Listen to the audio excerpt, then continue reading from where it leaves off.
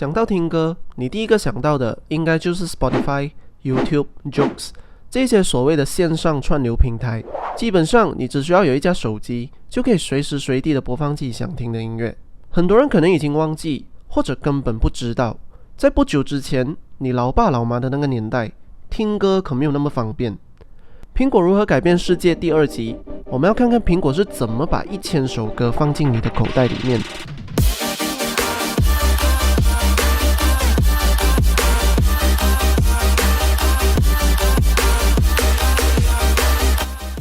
让我们回到20年前，那个你还在游泳的年代。当时主流的听歌方式有2个，你可以选择买 CD 或者是 cassette， 然后把它们放进一个唱机里面去播。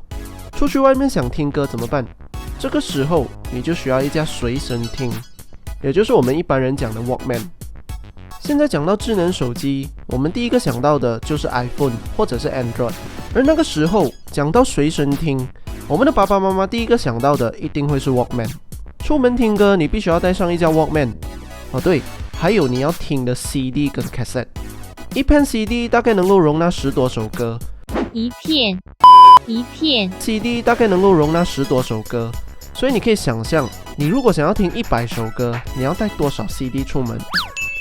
你可以切身的感受到每一首歌的分量，所以那个时候出门听歌绝对不会像现在这样随随便便就可以把几百首歌拿在手上。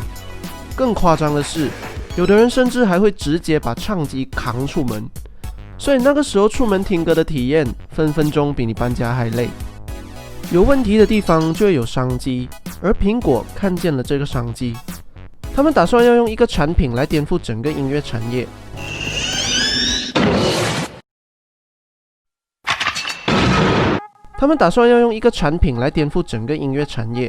而这个产品就是 iPod。 在那个时候来说， iPod 就是苹果版本的 Walkman， 但是 iPod 的设计比较简洁，只有一个扑克牌那么大，在外观上面基本上是碾压其他的随身听。 iPod 有5GB 的容量，在当时可以装接近1000首歌曲。你想想，1000首歌要用多少张 CD 才装得完？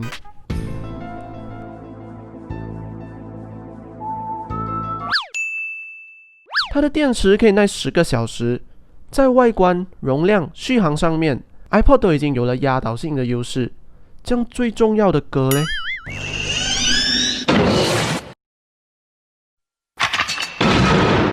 ，iPod 既不能放 CD 又不能放 cassette， 这样它的歌曲要从哪里来？在初期，它还得依赖用户把 CD 里面的音乐通过电脑给刻录进去。虽然多了一个刻录的步骤，但是已经比把 CD 带出门方便很多。但是这个刻录的过程发生了一个 Steve Jobs 最痛恨的事情：盗版。在那个时候，互联网刚刚开始流行，网上有很多下载歌曲的盗版资源。在 Apple 被推出之前，大家就已经有从网上下载音乐来听的习惯。这一点其实让很多音乐公司还有音乐人很头痛，因为这严重影响了 CD 专辑的销量。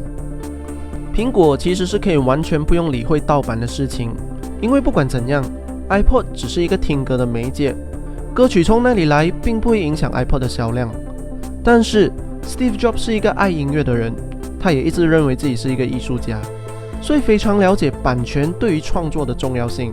他认为人们之所以会下载盗版音乐，是因为没有人给他们一个正确妥善的管道去获得线上音乐。没有管道，这样我们就自己来创造一个。iTunes Store 就是在这个时候被创立的。为了建立起 iTunes Store， 苹果试着跟各大音乐公司还有音乐人合作，但是在最重要的环节上面出了一点问题。苹果主张把专辑里面的歌拆开来，一首一首的卖，但是对于歌手来说，专辑里面的每首歌都是环环相扣的，每首歌相辅相成，才会带出整个专辑的主题还有灵魂。再说音乐公司其实有一个很不好的商业手段，他们习惯把几首热门歌曲掺一些冷门歌曲来滥竽充数，打包成一个专辑卖出去。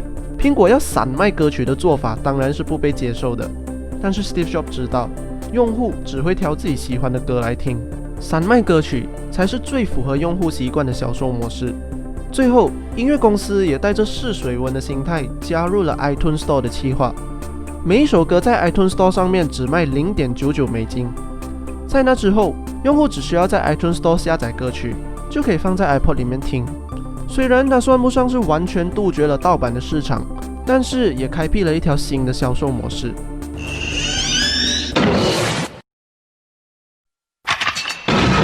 2003年 iTunes Store 在刚推出的第一个礼拜就卖出了100万首歌曲。iPod 跟 iTunes Store 的搭配慢慢的改变了整个音乐市场，实体 CD 的销售渐渐式微。从那个时候开始，听歌的体验、歌曲的销售模式都因为苹果的介入产生了革命性的改变。而今天，串流服务又取代了之前的那个销售模式，用户的习惯和音乐市场都还在不断的变化当中。但我们忘不了的是，在不远的过去，大概20多年前，是苹果创造了能把1000首歌放进我们口袋里面的产品。iPod 跟 iTunes Store 颠覆了整个音乐产业，也影响了全世界。谢谢你的收看，喜欢这个系列的话，记得给我按赞、订阅跟分享，这样子我才有动力把这个系列再做下去。我是 CCK， 下次见。